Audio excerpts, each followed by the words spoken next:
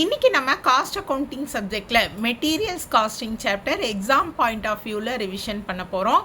Students, நம்மளோட சேனலில் உங்களுக்கு எக்ஸாம் டைமில் டிப்ஸ் வீடியோ, எப்படி நல்ல மார்க் எடுக்கிறது, பாஸ் பண்ணுறது, அந்த வீடியோஸ் எல்லாம் அப்லோட் பண்ணுவேன். அதே மாதிரி last minute revision videos upload பண்ணிகிட்ருக்கேன். அந்த வீடியோஸில் இம்பார்ட்டண்ட்டான ப்ராப்ளம்ஸ் என்னென்ன அப்படின்றதையும் டிஸ்கஸ் பண்ணுவேன். இம்பார்ட்டண்ட் ப்ராப்ளம்ஸ்க்கு ஆன்சர் சால்வ் பண்ணியும் வீடியோ அப்லோட் பண்ணுவேன்.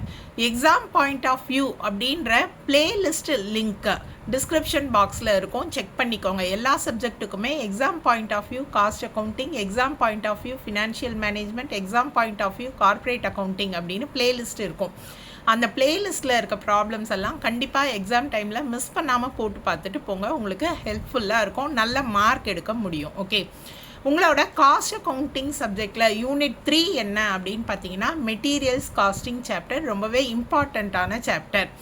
முக்கியமாக இந்த சாப்டரில் பார்த்தீங்கன்னா யாராவது பாஸ் பண்ணணும் மேம், எனக்கு அக்கௌண்ட்ஸ் சப்ஜெக்ட் ரொம்பவே டிஃபிகல்ட்டாக இருக்குது அப்படின்னு நினச்சிங்க அப்படின்னா, காஸ்ட் அக்கௌண்டிங் ஈஸியான சப்ஜெக்ட், பட் பாஸ் பண்ணுறதுக்கு கூட நான் படிக்கலை அப்படின்னா இந்த சாப்டரில் இருக்கக்கூடிய முக்கியமான 2 ப்ராப்ளம் நீங்கள் போட்டு பார்த்துட்டு போனாலே கண்டிப்பாக உங்களால் 15 மார்க்ஸ் வாங்கிட முடியும். ஓகேவா? ஸோ வீடியோவை மிஸ் பண்ணாமல் பாருங்கள், என்னென்ன ப்ராப்ளம் அப்படின்றதையும் உங்களுக்கு சொல்கிறேன். ஈஸியஸ்ட் சாப்டர் தான் இது. ஓகேவா? கான்செப்ட் புரிஞ்சுக்கிட்டீங்க அப்படின்னா இந்த லீஃபோ மெத்தட், ஃபீஃபோ மெத்தட் ப்ராப்ளம்லாம் நீங்கள் சால்வ் பண்ண முடியும். ஃபஸ்ட்டு நம்ம சிலபஸில் இந்த சாப்டரில் என்னென்ன இருக்குது அப்படின்றத பார்த்துருவோம். பார்த்தீங்கன்னா இந்த யூனிட் 3 பொறுத்த வரைக்கும் பிகாம் சிஎஸ் ஸ்டூடெண்ட்ஸுக்கும் இதே சிலபஸ் தான். ஓகே, ஸ்பெசிஃபிக் ப்ரைஸ் மெத்தட் மட்டும்தான் உங்களுக்கு கிடையாது, மற்றபடி எல்லா பிகாம் ஸ்டூடெண்ட்ஸுக்கும் இதே சிலபஸ் தான். Material control, meaning, objectives, purchase of materials, EOQ, stores record, reorder levels, ABC analysis, issue of materials, methods of issue, FIFO, LIFO, base stock method, specific price method, simple and weighted average method. இதுதான் உங்களோட 3rd unit syllabus. எப்போவுமே ஏன் வீடியோவில் syllabus சொல்கிறேன் அப்படின்னு பார்த்தீங்கன்னா, சிலபஸில் இல்லாத கொஷின்ஸும் ப்ராப்ளமும் உங்களுக்கு கேட்டாங்கன்னா அந்த கொஷின்ஸை நீங்கள் அட்டன் பண்ணும்போது கண்டிப்பாக உங்களுக்கு ஃபுல் மார்க் கொடுத்துருவாங்க. கொஷின் நம்பர் போட்டாலே உங்களுக்கு ஃபுல் மார்க் கொடுத்துருவாங்க. அதனால் சிலபஸ் என்ன அப்படின்றத எக்ஸாமுக்கு கண்டிப்பாக தெரிஞ்சுட்டு போங்க. ஓகேவா? ஸோ இப்போ அடுத்து பார்த்தீங்கன்னா நம்ம ப்ரீவியஸ் இயர் கொஷின்ஸில் என்னென்ன இம்பார்ட்டன்ட் கொஷின்ஸ் எல்லாம் கேட்டிருக்காங்க, ரிப்பீட்டட் கொஷின்ஸ் என்னென்ன அப்படின்றத பார்த்துடலாம். Okay, November 2024 question paper. இந்த கொஷின் பேப்பரில் என்னென்ன கொஷின்ஸ் கேட்டிருக்காங்க அப்படின்றத பார்க்கலாம். ஓகே, நான் ஏற்கனவே சொன்னேன் இல்லையா, அந்த டிப்ஸை சொல்லிடுறேன். எந்த 2 ப்ராப்ளம் இம்பார்ட்டண்ட்டான problem, EOQ, reorder level. Okay, இந்த 2 ப்ராப்ளமும் ரொம்பவே இம்பார்ட்டண்ட்டான ப்ராப்ளம் உங்களுக்கு எக்ஸாம் பாயிண்ட் ஆஃப் வியூவில். ஏன்னா எப்போவுமே 5 மார்க்ஸில் இஓக்யூ கொஷின் ஒன்று கேட்டுருவாங்க, 10 மார்க்ஸ் அல்லது 5 மார்க்ஸில் ரீஆர்டர் லெவல் கொஷின் ஒன்று கேட்பாங்க. இந்த 2மே பார்த்தீங்க அப்படின்னா ஃபார்முலா மட்டுமே யூஸ் பண்ணினா நீங்கள் ப்ராப்ளம் சால்வ் பண்ண முடியும். Formula based problem. ஓகேவா? ஸோ இந்த 2 ப்ராப்ளமும் கான்சென்ட்ரேட் பண்ணிவிட்டு போங்க. கண்டிப்பாக உங்களால் இந்த கொஷின்ஸ் கேட்டால் 15 மார்க் எடுக்க முடியும். Repeated questions. ஓகே, இப்போ நான் கொஷின் பேப்பரில் சொல்கிறேன் பாருங்கள், உங்களுக்கே தெரியும்.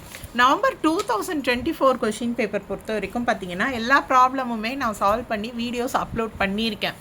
இப்போ பார்த்தீங்க அப்படின்னா கொஷின் நம்பர் 22 10 மார்க்கில் பாருங்கள், உங்களுக்கு maximum stock level, minimum stock level, reorder level பார்த்தீங்கன்னா உங்களுக்கு 10 மார்க் கொஷின்லேயே இந்த லெவல் ஸ்டாக் லெவல்ஸ் கொஷின் கேட்டிருக்காங்க. ஓகே, அதே மாதிரி இப்போது 5 மார்க் கொஷின், 5 மார்க் கொஷினில் இந்த கொஷின் பேப்பரில் என்ன கேட்டிருக்காங்க ப்ராப்ளம்ஸ் அப்படின்னு பார்த்தீங்கன்னா, கொஷின் நம்பர் உங்களுக்கு சொல்லிடுறேன். Question number 16, 17. பொதுவாக ஒரு யூனிட்டுக்கு ஒரு கொஷின் எதிர்பார்க்கலாம் இல்லையா? நம்மோட மெட்டீரியல்ஸ் சாப்டரை பொறுத்த வரைக்கும் 5 மார்க்கில் 2 கொஷின் கேட்குறதுக்கு வாய்ப்பு இருக்குது எப்போவுமே. ஏன்னா கொஞ்சம் பெரிய சாப்டர். யூனிட் 3 அல்லது யூனிட் 4ல் எப்போவுமே 2 கொஷின் கேட்பாங்க. இப்போ பார்த்தீங்கன்னா 5 மார்க்கில் 2 கொஷின் கேட்டிருக்காங்க. ஒரு கொஷின் இஓக்யூ கொஷின். ஓகே, இந்த இஓக்யூ, ரீஆர்டர் லெவல் ஃபார்முலாலாம் அடுத்து கொஷின் பேப்பர் ரிவைஸ் பண்ணிவிட்டு நான் வீடியோவில் உங்களுக்கு சொல்லி தந்துடுறேன். ஓகே, இப்போ பார்த்தீங்கன்னா first in first out method கேட்டிருக்காங்க பாருங்கள். ஓகேவா? ஸோ எதெல்லாம் இம்பார்ட்டன்ட் ப்ராப்ளம் அப்படின்னு பார்த்தீங்கன்னா இந்த 3 தான். Reorder level, first in first out, EOQ.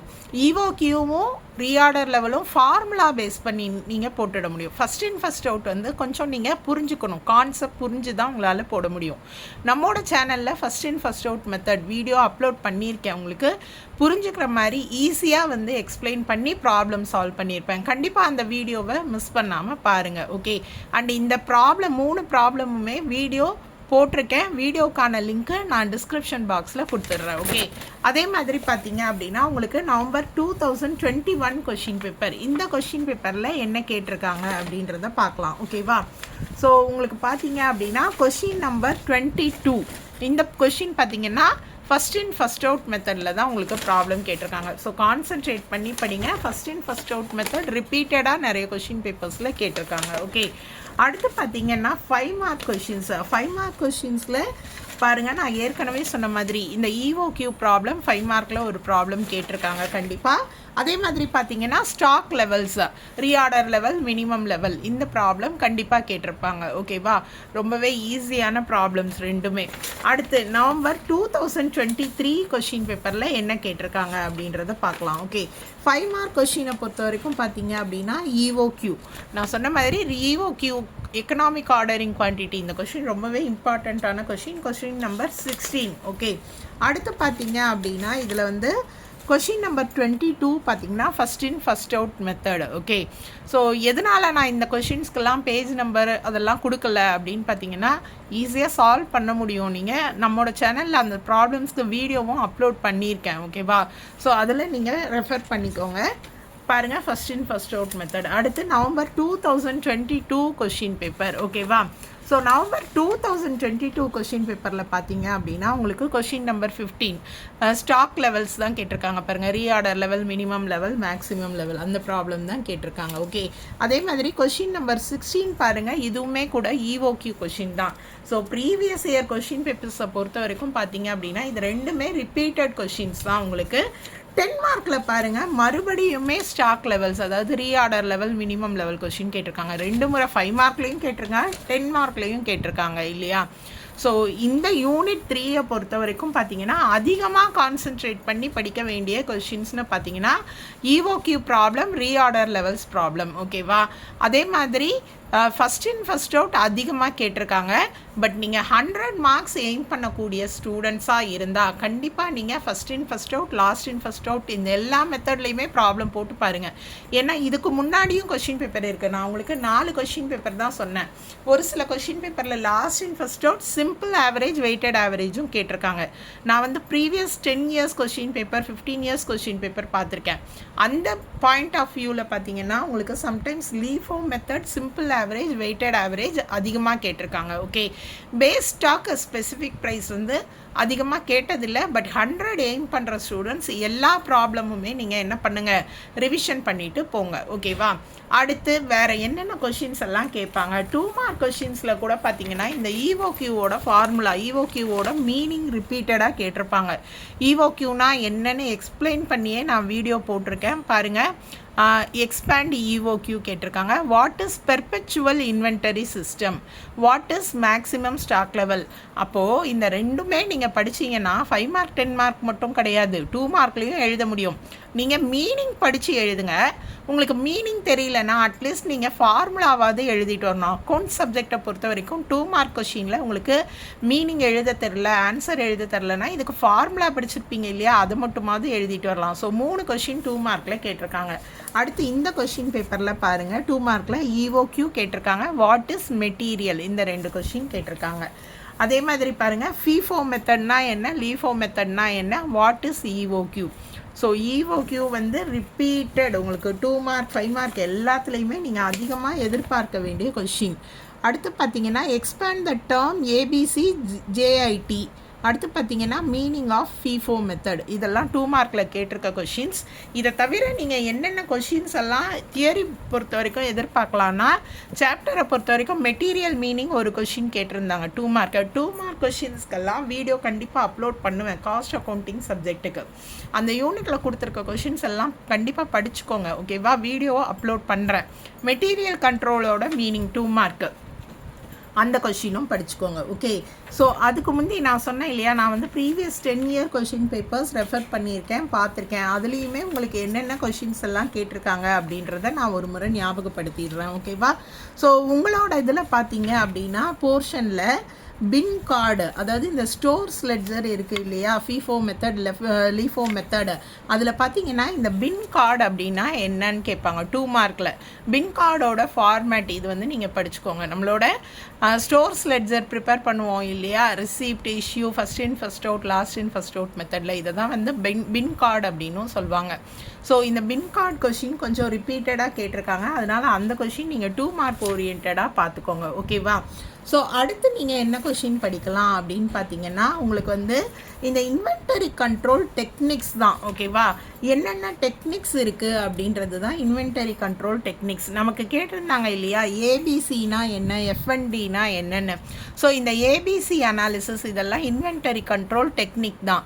இதோட மீனிங்கும் படிச்சுக்கோங்க, எக்ஸ்பான்ஷனும் படிச்சுக்கோங்க. ஏபிசி அப்படின்றது என்னென்னா always better control analysis. Okay, so அதை எக்ஸாம்பிளோட எக்ஸ்பிளைன் பண்ணியிருக்காங்க. அதே மாதிரி பார்த்தீங்கன்னா நான் ஒரு 2 மார்க்கில் பெர்பெச்சுவல் இன்வென்டரி சிஸ்டம் அப்படின்னு சொன்னேன் இல்லையா, எதனால அப்படின்னா technique, inventory control technique. So இதுவுமே 2 மார்க்கில் கேட்குறதுக்கு வாய்ப்பு இருக்குது. வேறு என்னென்ன டெக்னிக்லாம் இருக்குது அதெல்லாமே உங்களுக்கு வந்து கேட்பாங்க. விஇடி அனாலிசிஸ், எஃப்என்டின்னு ஒன்று பார்த்தீங்க இல்லையா, ஸோ எஃப்என்டி, எஃப்என்எஸ்டி, ஓகே, இந்த அனாலிசிஸ்க்கு 2 மார்க் கேட்டாங்க இல்லையா. ஸோ இந்த கொஷின் எல்லாம் 2 மார்க்ஸை பொறுத்த வரைக்கும் நீங்கள் கான்சென்ட்ரேட் பண்ணி படிங்க.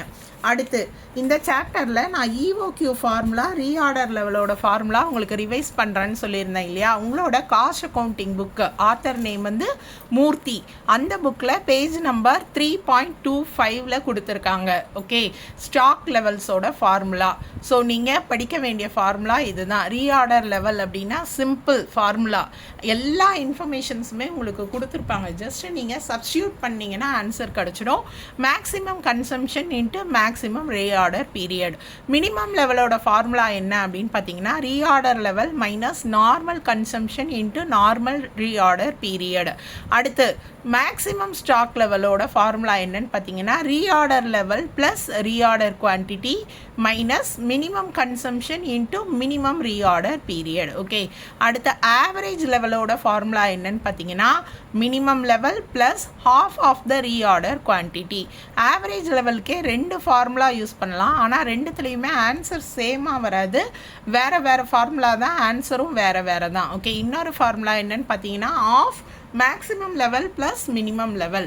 அதே மாதிரி டேஞ்சர் லெவல், சம்டைம்ஸ் இது கேட்பாங்க, சம்டைம்ஸ் வந்து லெவல்ஸ் கண்டுபிடிங்கன்னு சொல்லுவாங்க. கேட்டாங்கன்னா டேஞ்சர் லெவலுக்கும் ஃபார்முலா படிச்சுக்கோங்க. Average consumption into maximum reorder period for emergency purchase. Okay, so இவ்வளோ தான். இந்த ஃபார்முலாவை திருப்பி திருப்பி படித்து எழுதி பார்த்துக்கோங்க, கண்டிப்பாக உங்களால் மார்க் எடுக்க முடியும். அடுத்து இஓக்யூவோட ஃபார்முலா வந்து 2-3 ஃபார்முலா கொடுத்துருக்காங்க. ஓகேவா?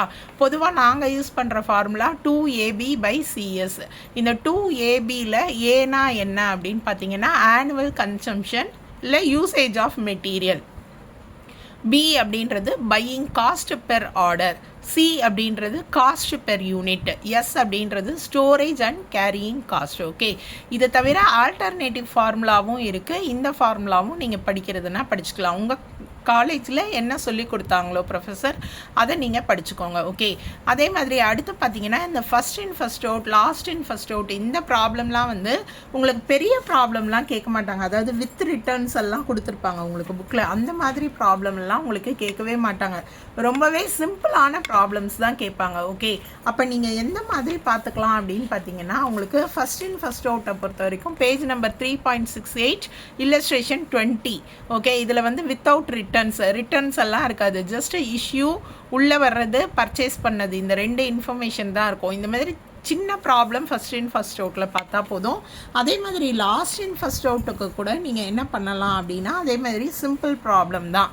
ஓகே, பேஜ் நம்பர் 3.73 இதில் இருக்கிற இது வந்து with returns and losses, last in first out without returns and losses பார்த்தீங்கன்னா 3.70 கொடுத்துருக்காங்க. 2021 இந்த ரெண்டுமே first in first out, last in first அவுட்டுக்கு நீங்கள் படிச்சுக்கோங்க. ஓகே, அதே மாதிரி பேஸ் ஸ்டாக், ஸ்பெசிஃபிக் ப்ரைஸ், இந்த மெத்தட்ஸ் மட்டும் நீங்கள் படிச்சுக்கோங்க. வெயிட்டட் அண்ட் சிம்பிள் ஆவரேஜும் கண்டிப்பாக கேட்பாங்க. வெயிட்டட் ஆவரேஜ் பார்த்தீங்கன்னா 3.82ல் இல்லஸ்ட்ரேஷன் நம்பர் 29 போட்டு பார்த்துக்கோங்க, 28ம் போட்டு பார்த்துக்கோங்க. ஓகே, அதே மாதிரி சிம்பிள் ஆவரேஜ் இல்லஸ்ட்ரேஷன் 27 போட்டு பார்த்துக்கோங்க. இதெல்லாமே இம்பார்ட்டன்ட் ப்ராப்ளம்ஸ் தான் கேட்பாங்க, உங்களுக்கு ப்ரீவியஸ் இயர் கொஷின் பேப்பர்ஸில் கேட்டிருக்காங்க. ஓகே, நம்மளோட சேனலில் இந்த 4 மெத்தட்லையுமே ப்ராப்ளம்ஸ் எல்லாம் ரொம்பவே ஈஸியாக நீங்கள் புரிஞ்சுக்கிற மாதிரி தெளிவாக எக்ஸ்பிளைன் பண்ணி வீடியோ போட்டிருக்கேன். அந்த வீடியோஸ்க்கான லிங்க்கு நான் டிஸ்கிரிப்ஷன் பாக்ஸில் கொடுத்துருக்கேன். கண்டிப்பாக மிஸ் பண்ணாமல் பாருங்கள். உங்களுக்கு டவுட்ஸ் ஏதாவது இருந்தால் கமெண்ட் செக்ஷனில் கேளுங்க. நன்றி.